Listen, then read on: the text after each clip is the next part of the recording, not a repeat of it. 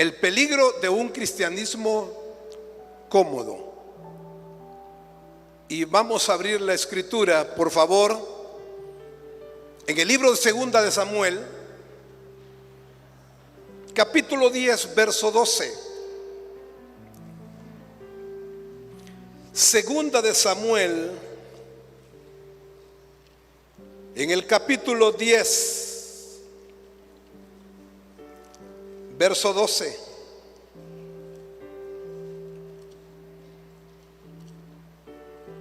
La escritura dice: esfuérzate y esforcémonos por nuestro pueblo y por las ciudades de nuestro Dios, y haga Jehová, ¿qué dice? Haga Jehová lo que bien le pareciere. Primero, esforcémonos, y después que Dios haga lo que Él quiera. No es que nosotros vamos a estar de brazos cruzados, y al estar de brazos cruzados vamos a decir que Dios quiera hacer lo que Él quiera. No, no es así. Dios juzgó a los hijos de Elí por el pecado en que ellos andaban, pero Dios trajo juicio sobre la vida de Elí por la comodidad que él tuvo. Usted se acuerda muy bien. Usted se acuerda que Dios tuvo que usar a un niño de 10 años llamado Samuel, que llegó a ser el primer juez de Israel. Y aquel niño solo tenía 10 años y Dios tuvo que hablarle a él para decirle al sacerdote, al hombre de Dios, al hombre de 80 años, le tuvo que hablar Dios a través de un niño. Y el juicio que había de parte de Dios era terrible.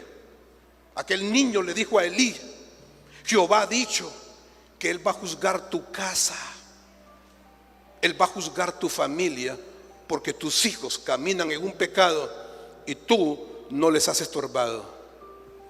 ¿Y cuál fue la actitud del padre? La actitud de Elí, ¿sabe cuál fue? Se quedó de brazos cruzados, y aquel hombre, las únicas palabras que dijo fue: Jehová es Dios, haga Él lo que Él quiera. Y Dios castigó a sus hijos, y Dios lo castigó a él por la comodidad. En lugar de ponerse a orar, en lugar de acercarse a los hijos, en lugar de exhortar a sus hijos, porque eran hijos pecadores, él dijo: Jehová es, haga lo que Él quiera. A eso se le llama espíritu de comodidad.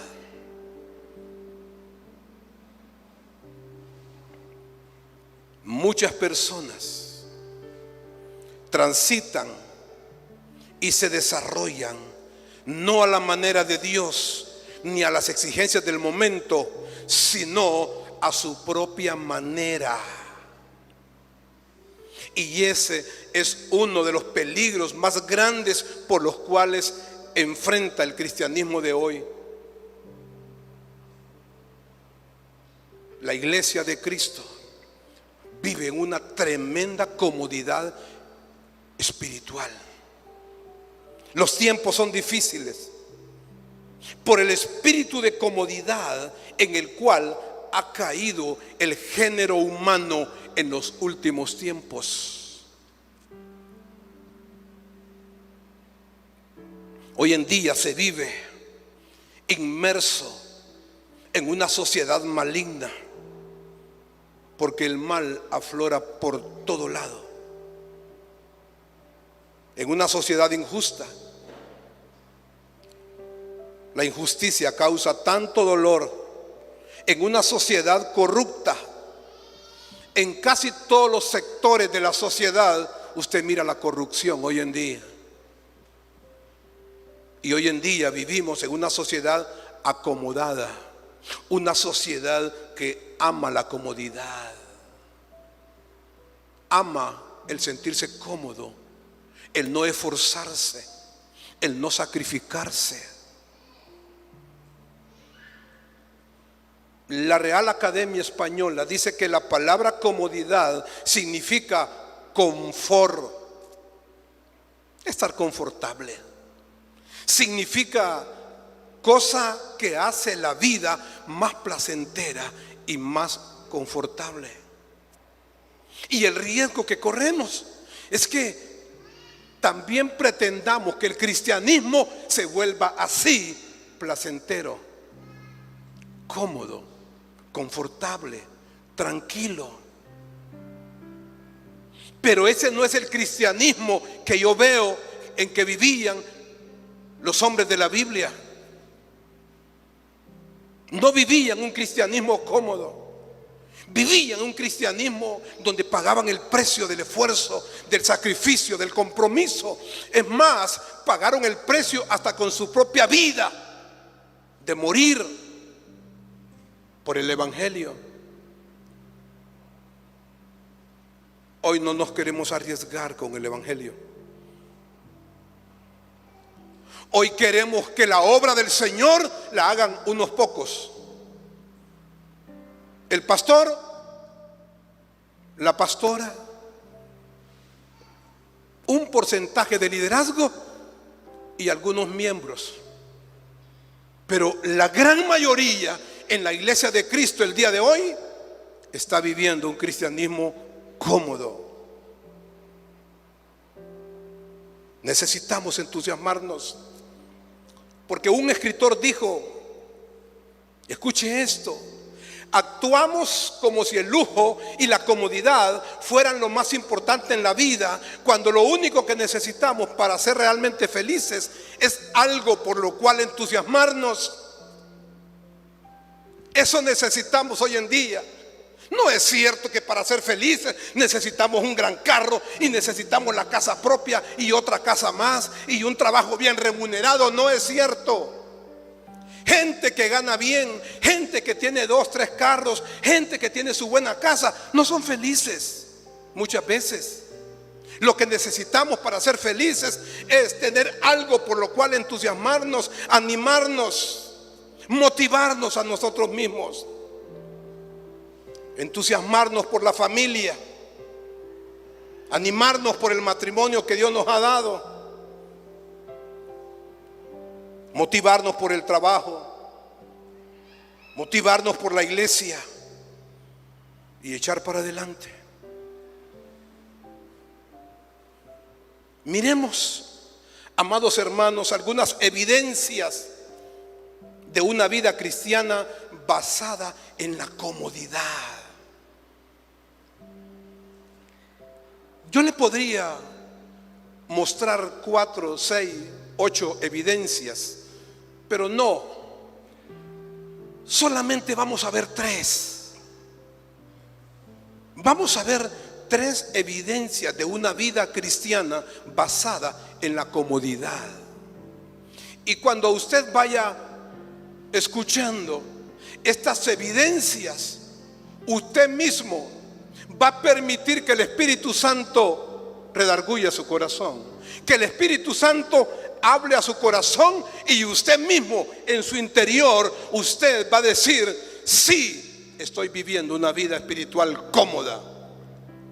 O usted va a decir: no, según las evidencias que el pastor está mostrando, yo no estoy viviendo una vida cómoda, estoy viviendo una vida cristiana donde estoy pagando el precio. Evidencia número 1: las personas hacen el más mínimo esfuerzo por aprender, desarrollarse y alcanzar logros. Esa es la primera evidencia de una persona que está bajo el espíritu de la comodidad. Hace el esfuerzo mínimo por aprender. Hace el más mínimo esfuerzo por leer 5, 10 minutos de la Biblia. El más mínimo esfuerzo por desarrollarse. El más mínimo esfuerzo por alcanzar logros. Y nos vamos a ir a Primera de Crónicas en su Biblia.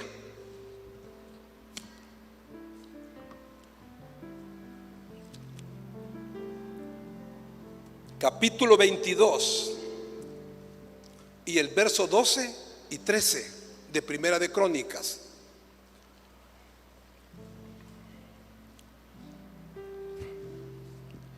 Jehová te dé entendimiento y prudencia para cuando gobiernes a Israel guardes la ley de Jehová tu Dios. Verso 13: entonces serás prosperado si cuidares de poner por obra los estatutos y decretos que Jehová mandó a Moisés para Israel. Y termina diciendo: esfuérzate pues y cobre ánimo, no temas ni desmayes. Esfuérzate pues y cobra ánimo. La Biblia nos dice, la Biblia nos invita a que nos esforcemos, a que nos animemos, a que no temamos y que no desmayemos en el Señor. Se va desarrollando un estilo de vida basado en el ámbito emocional. Y solo son emociones, solo es entusiasmo, solo son promesas. La persona cómoda solo son palabras. Dicho en un buen calicio hondureño, solo es bulla, pero nada de hechos. Solo es que promete, solo es que habla. Yo voy a hacer esto, voy a hacer esto, voy a hacer esto, y no ha hecho nada.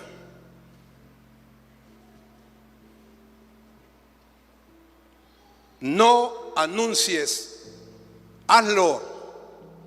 No cuentes 10 cosas que vayas a hacer. Cuenta una que ya hayas hecho. Es más importante 1 o 2 cosas que yo haga y no 20 cosas que digo que voy a hacer como pastor.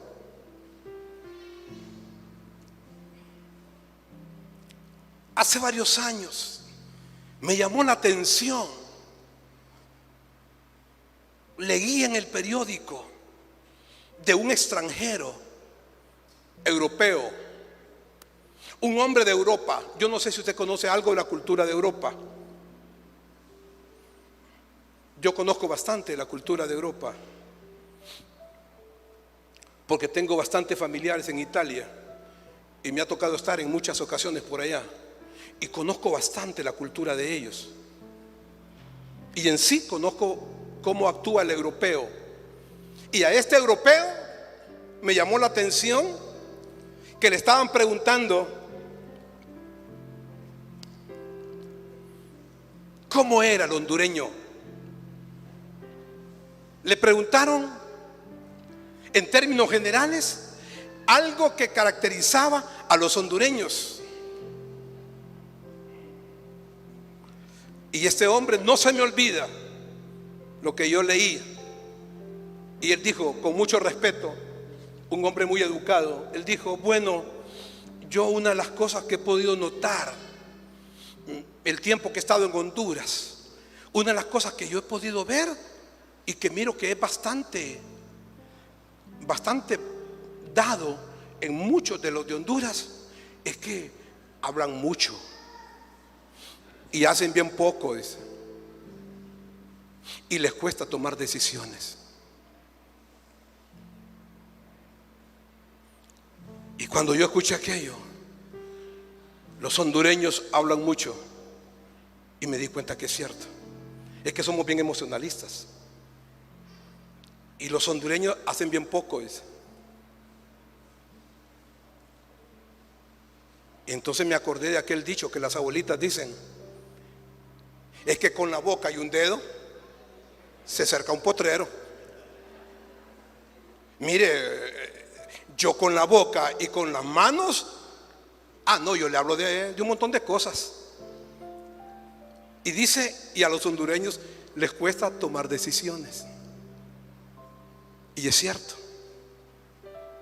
Y yo aprendí y me di cuenta que muchas veces por no tomar una decisión que a veces es radical, usted se quiebra la cabeza, usted sufre mucho y pueden pasar 10 años, 20 años y eso no cambia y usted no tomó la decisión.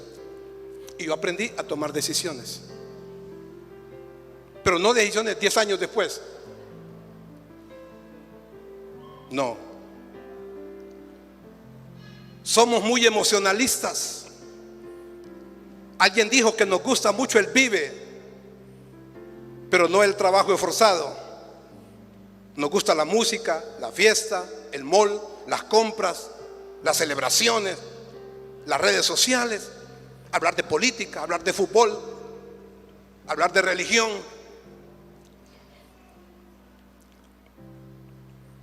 Nos gusta lo fácil. A la gran mayoría de personas les gusta lo fácil. Y como les gusta lo fácil, entonces caen en ese espíritu de comodidad. La persona acomodada es enemiga del esfuerzo, de la perseverancia, del trabajo extra, del sacrificio. Le cuesta ir por la milla extra. ¿Sabe qué es la milla extra? La milla extra es que yo haga algo por una persona y yo me esfuerzo un poco. Pero la milla extra es que yo decida que me voy a sacrificar más por esa persona. Y a veces nos cuesta hacer hasta lo poco. Y si nos cuesta hacer lo poco, difícilmente nos vamos a sacrificar. Difícilmente vamos a dar nuestra vida por esa persona.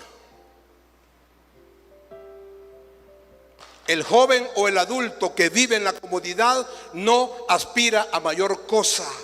Para él o para ella lo poquito es suficiente y lo mucho es exagerado. Se conforma con lo poco. Se va conformando con lo poco que puede aprender de la Biblia. Se va conformando con lo poquito que puede servir en la obra. Se va conformando con lo poco que pueda crecer espiritualmente. Se va conformando con lo poco que puede hacer en la casa, en el hogar, en el matrimonio. Con lo poco.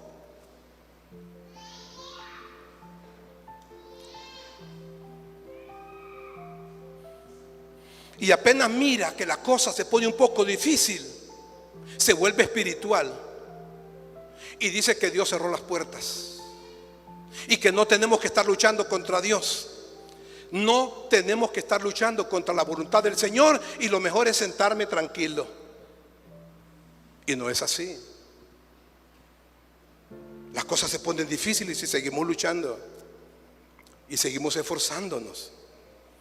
Hay palabras que identifican a la persona que se acomoda. ¿Y por qué digo que hay palabras? Porque también la gente se mide por las palabras. La Biblia dice que de la abundancia del corazón habla la boca. Entonces las palabras que usted dice, las palabras que usted saca, las palabras que expresamos determinan el grado de comodidad o el grado de esfuerzo que tenemos. Hay palabras que identifican a la persona que se acomoda en la vida. Por ejemplo, dice: así está bien, dice. Medio arregla algo en su casa, así está bien. No, no está bien. Hay que hacerlo mejor. ¿Para qué me voy a esforzar? Si de todas maneras, pastor, ni lo agradecen, dice. A mí no me importa que no lo agradezcan. Es mi deber esforzarme para hacer las cosas bien. Dice la persona: así lo voy a dejar porque no tengo tiempo. Sí, pues no le pasa una vez, le pasó 2, 3, 4. Suficiente con lo que hice, peor es nada. Suficiente con lo poquito que yo hice, peor es nada. Hay otros que no hacen nada. A mí no me interesa los que no hacen nada. Y a mí no me interesa hacerlo poquito. Yo tengo que aprender a hacerlo bastante.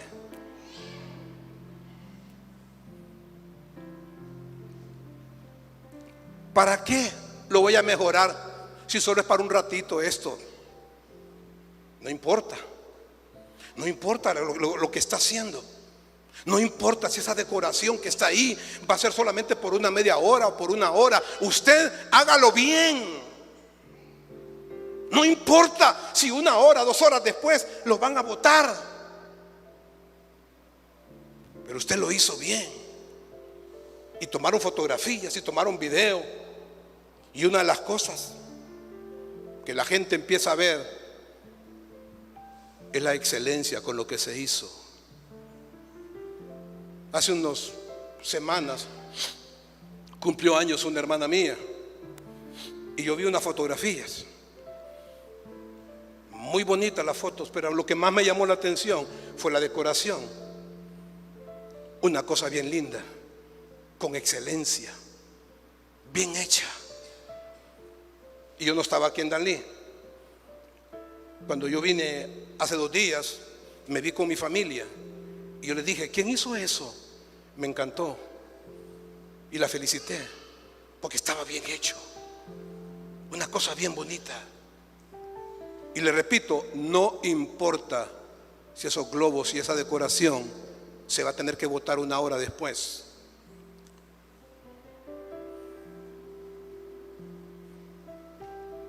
Y otra palabra que identifica a la persona que se acomoda es que lo hagan otros. Hágalo usted. Esfuércese usted. Otros ya lo están haciendo. De limpiar las sillas, de servir. Hágalo usted. Porque si no, usted se está quedando en ese espíritu de acomodamiento. El acomodamiento se conoce, les digo, por las palabras, por los hechos y por los frutos. O sea, por lo que hablamos, por lo que hacemos y por lo que logramos también.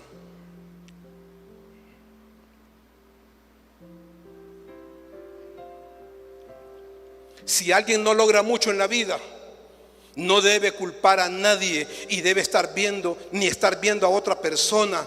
Debe verse a sí misma y aceptar que algo le falló y que no ha alcanzado aquellas cosas que anhelaba o que soñaba. Pero también hay que reconocer que nunca es tarde. Nunca es tarde. Y si nosotros logramos hacer algunos cambios en nuestra vida, entonces vamos a lograr muchas cosas. Dele un aplauso al Señor.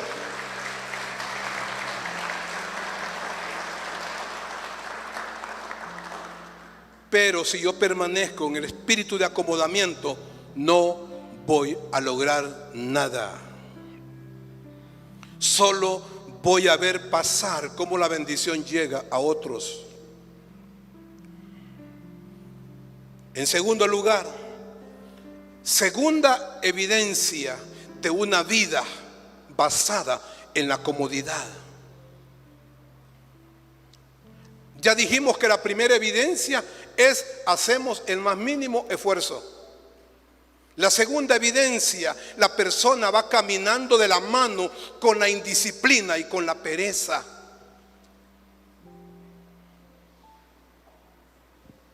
La persona acomodada se vuelve indisciplinada y cae en un pecado que se llama pereza. Proverbios 21:25. Proverbios 21:25. El deseo del perezoso le mata, porque sus manos no quieren trabajar. Sí, está lleno, pero está lleno de puros deseos. Y amados hermanos, con deseos no se llega a ningún lado. Con deseos no se logra nada. Yo puedo desear y desear y desear, y eso no sirve para nada. Así es el perezoso, le mata el deseo. Su corazón lleno de deseos, pero sus manos no quieren trabajar. La persona acomodada es por norma general indisciplinada y perezosa.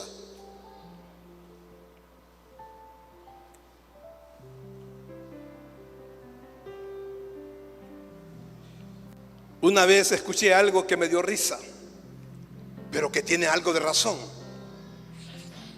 Y decía que hay personas que son tan perezosas que creen que cuando Cristo venga los va a llevar chineados al cielo.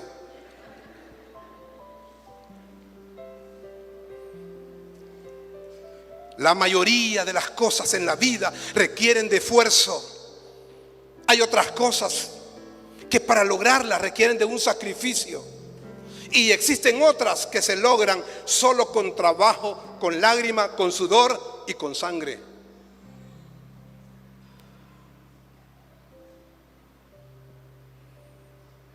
La disciplina es la parte más importante del éxito.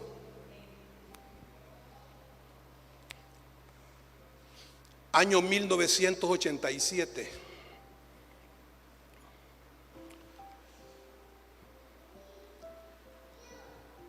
Imagínense cuántos años han pasado. 1987.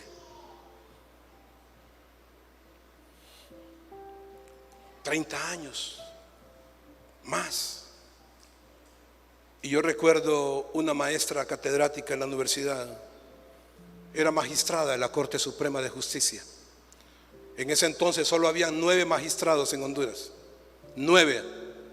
Y ella era una de ellas. Y aquella mujer, en mi primera clase de la universidad, éramos como 300. Y nos dijo: jóvenes, en esta carrera, en la universidad, aquí no pasan los inteligentes, aquí van a pasar los disciplinados.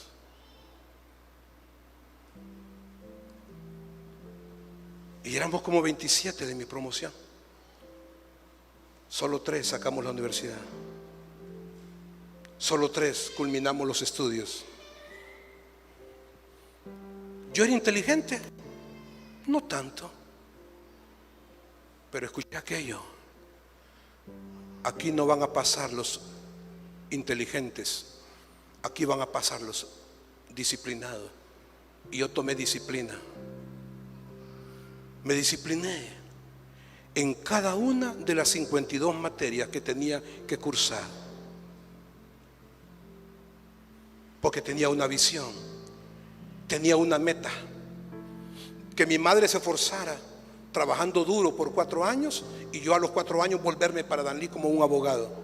Y así fue. Disciplina. La disciplina es la parte más importante del éxito. ¿Usted cree que el éxito en la vida lo han alcanzado toda la gente que ha tenido éxito son inteligentes? No tanto. Es más, mucha gente inteligente no ha logrado muchas cosas porque tiene inteligencia, pero no tiene disciplina, no tiene constancia.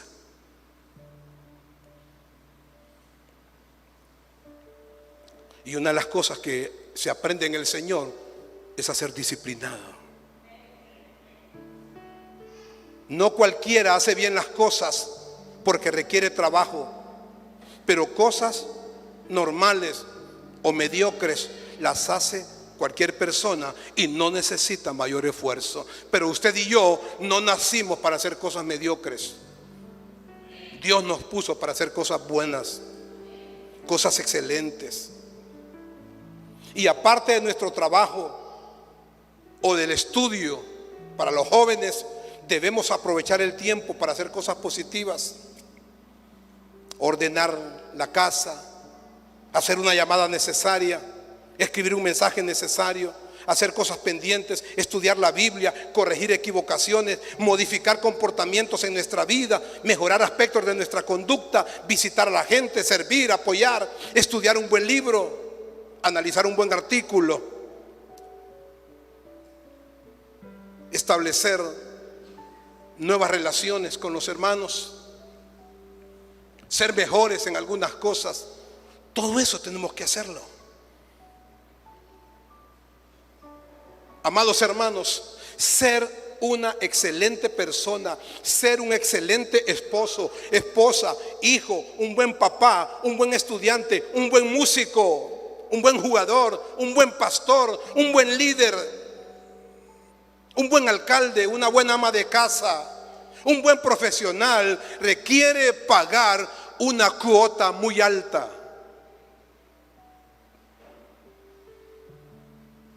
Por eso es que la mayoría seguramente no son buenos esposos. Usted dirá, bueno, yo tengo un buen esposo. Sí, usted lo tiene, pero hay miles de mujeres que no tienen un buen esposo.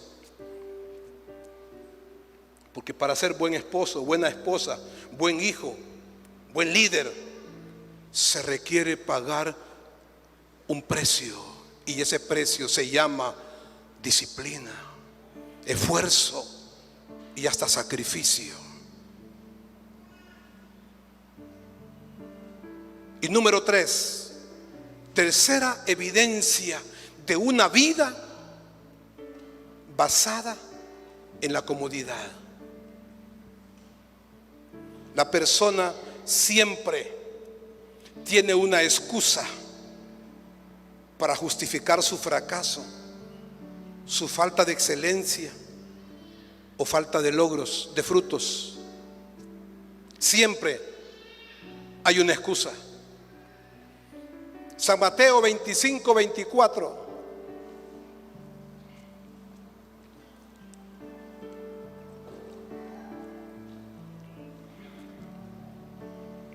Vamos a leer del 24 al 30. Pero llegando también el que había recibido un talento, dijo: Señor, te conocía que eres hombre duro, que ciegas donde no sembraste y recoges donde no esparciste. Por lo cual tuve miedo y fui y escondí tu talento en la tierra. Aquí tienes lo que es tuyo. Respondiendo el Señor le dijo: siervo malo y negligente, sabías que ciego donde no sembré y que recojo donde no esparcí. Por tanto debías haber dado mi dinero a los banqueros, y al venir yo hubiese recibido lo que es mío con los intereses. Quitadle pues el talento y dadlo al que tiene 10 talentos. Porque al que tiene le será dado y tendrá más, y al que no tiene, aún lo que tiene le será quitado. Al siervo inútil echadle en las tinieblas de afuera, ahí será el lloro y el crujir de dientes. Tremendo. El Señor se fue de viaje y puso sus talentos en las manos de 3 trabajadores. Dice la Escritura, en el pasaje que no leímos, pero dice la Escritura que a uno le dio un talento, a otro le pudo haber dado 2 y al otro le dio 5. Y el que le había recibido 5, cuando regresó para pedir cuentas, eso significa que Dios le va a pedir cuentas a usted y me va a pedir cuentas a mí de lo que estamos haciendo. Y cuando regresó el dueño, el que había recibido 5 talentos le dice: Señor, 5 talentos me diste, aquí están, y he ganado otros 5, y se los dio. El que recibió 2 le dijo: Señor, aquí están los 2 talentos que me diste, pero yo gané otros 2, aquí están. Y el que recibió 1 talento, lo primero que hizo, ¿sabe qué fue?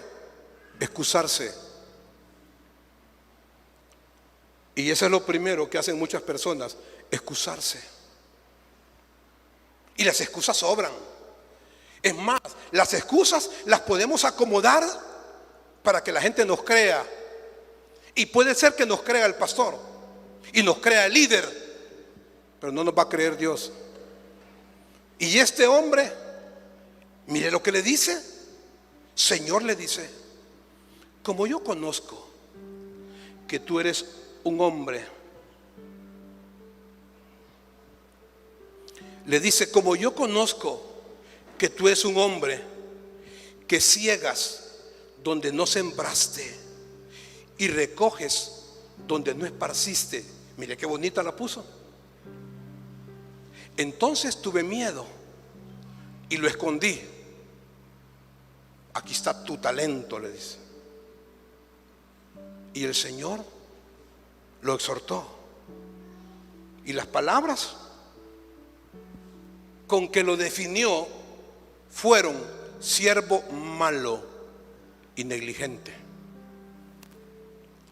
Si tú sabías que yo era ese tipo de hombre, entonces ¿por qué no diste el dinero al banco?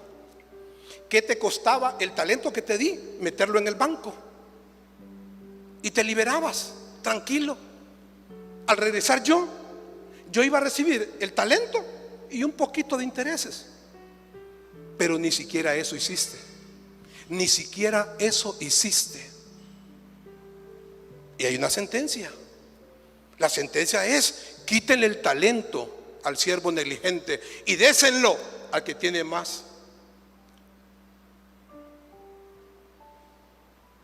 Si yo no hago lo poquito que Dios quiere que yo haga, ese poquito que estoy haciendo me lo van a quitar y se lo van a dar a otro. Así dice la Biblia. Hay oportunidades en la vida que si no las aprovechamos, no volvemos a tenerlas. Hay oportunidades en la vida que si no las aprovecha, no las va a volver a tener.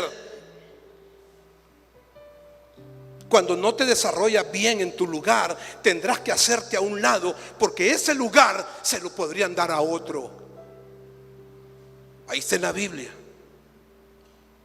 La Biblia dice: el que tiene más, más se le va a dar. Alguien está sirviendo en 2, 3, 4 áreas en la iglesia, entonces más le va a dar Dios. Y el que tiene poco se va a quedar sin nada. Porque si ese poquito, si en esa área no está siendo fiel, ¿cómo Dios le va a dar más? Si el que no es fiel en lo poco, no es fiel en lo mucho, entonces se lo pueden quitar.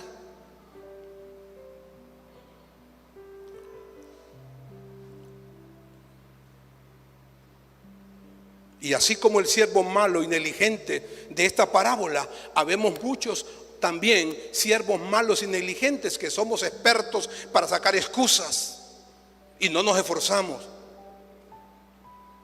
La dificultad es una excusa que la historia nunca acepta. ¿Sabe quién dijo esas palabras? La dificultad es una excusa que la historia nunca acepta. Lo dijo el expresidente de Estados Unidos, el hombre más afamado y más amado de Estados Unidos, John Fitzgerald Kennedy.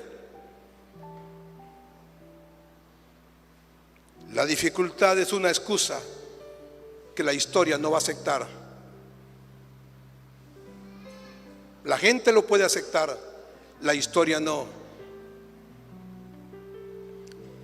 En nuestra cultura somos buenísimos para excusarnos a nosotros mismos. Por lo tanto, amados hermanos, no se excuse, avance, esfuércese, sacrifíquese en Dios. Y no se lo digo porque ha sido fácil para mí. 34 años en el Señor, no ha sido fácil. No ha sido fácil. Pero una cosa hemos hecho: esforzarnos y nunca decirle que no a Dios.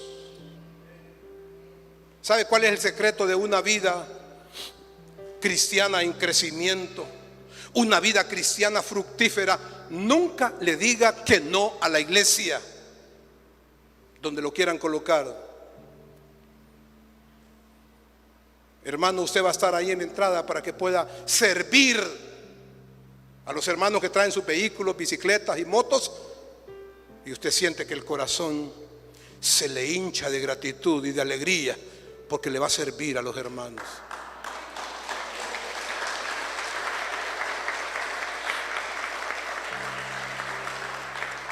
Hermano, queremos que usted sea parte del equipo que va a servir para este evento que va a haber de los jóvenes, o para este evento que va a haber en la iglesia, y usted va a llegar temprano para hacer esto y esto y esto. Y usted, como buen soldado de Cristo, dice: a la orden. Yo nunca dije que no. Yo nunca dije que no. Y al decir que no, pasé por todos los servicios de un grupo de crecimiento, de un discipulado, de una mesa de directores, de un encargado de una obra, de un pastor general de la iglesia, de ser miembro de una junta directiva. Y Dios dijo que sirviera en otro país, y me fui de misionero también. Y todo lo que Dios diga, mi esposa y yo estamos solamente diciéndole: tú eres el Señor, nosotros somos los siervos nada más.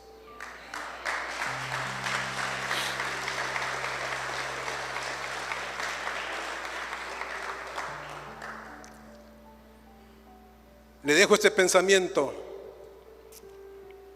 bien están los buenos pensamientos, pero resultan tan livianos como burbuja de jabón si no la sigue el esfuerzo para concretarlos en acción.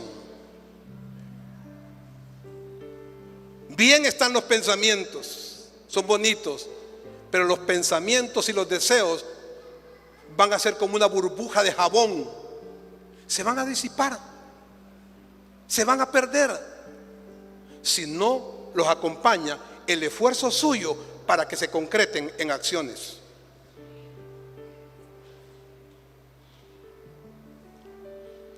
Y conclusión: solo hay felicidad donde hay virtud y esfuerzo serio, pues la vida no es un juego. Lo dijo Aristóteles, el filósofo. Solo hay felicidad donde hay virtud y esfuerzo, porque la vida no es un juego. La vida es bonita, pero la vida es cruel. Y usted no se esfuerza, usted no paga el precio, solo es cuestión de tiempo. 10, 20, 30 años después vemos el resultado.